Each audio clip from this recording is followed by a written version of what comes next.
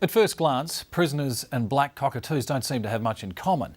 But at an animal refuge in the Perth Hills, they're facing the same struggle to re-establish themselves outside captivity. Lucy Martin with this story.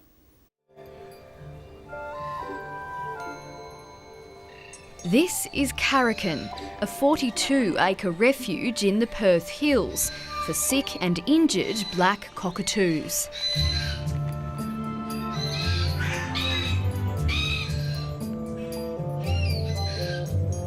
So try get her to step up onto you, yep. And then try keep her down on your forearm if you can. Some of these birds have become so reliant on humans they can never be released. But most are getting ready to leave captivity after a long stint in the cage, and they're not the only ones. It's been educational, learning new skills, building things I've never done in the past. This refuge is run with the help of inmates from the Carnet prison farm. We do a lot of the fencing and a bit of construction, build retaining walls, new aviaries. You've got a few new friends. Yeah, just general maintenance. Yeah. Oh! Likes ears and faces, I guess.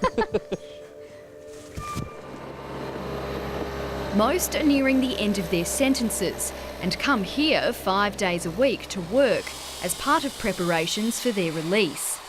It's well worth it for people like myself that get into trouble. And it just feels like that we're giving something back to the community, being out here helping, and hope it continues for the other prisoners. Their job is to maintain the grounds, but in quiet moments they get to spend time with the birds. Darren has been working here for 4 months. Like everyone else, he has a favourite. Once they suppose bond with you, they won't really go to anyone else. An odd couple with a lot in common. Why are you similar? Because he doesn't like many people, neither do I. For me, that's really special, seeing them care for another living thing.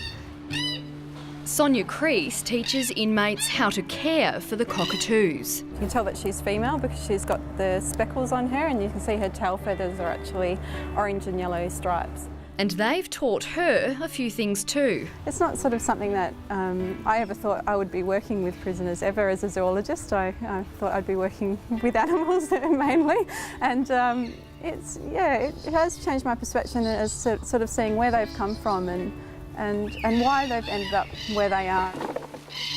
She says much of Carrican's work wouldn't be possible without the prison, which came on board 6 years ago. Everyone's sort of working for a common goal to get as many of these birds released into the wild as possible. All of the infrastructure that you see here kind of has actually helped us build. And given that we're a not-for-profit, we really rely on their help because we obviously can't afford to pay labourers to do this work with us. I find it quite good and peaceful. Why peaceful? Yeah, because you're away from everything, you're working, and it's just a good environment to come to.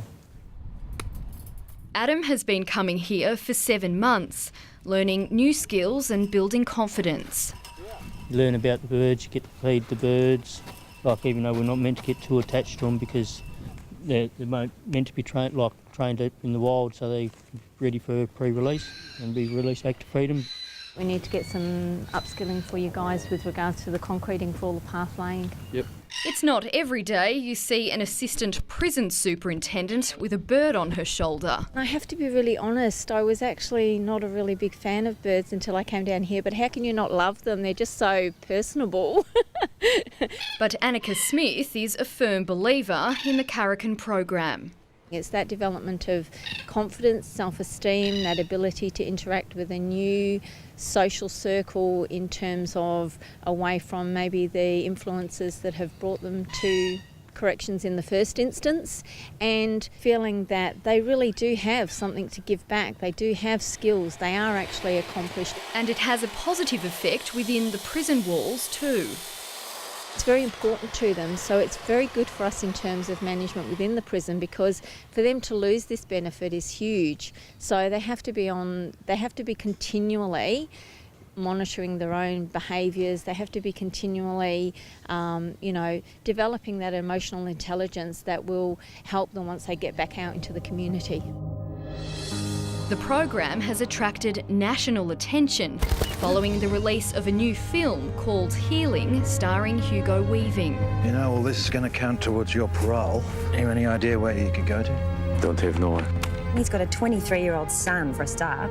Healing focuses on a similar program being run with prisoners and birds of prey in Victoria.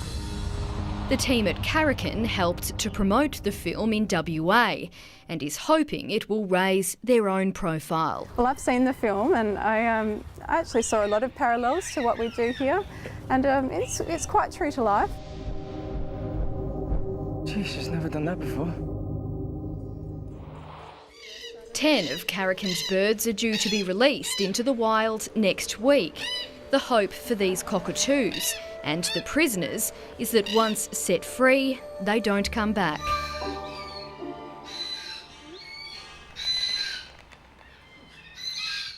Well, let's hope. Lucy Martin with that terrific story.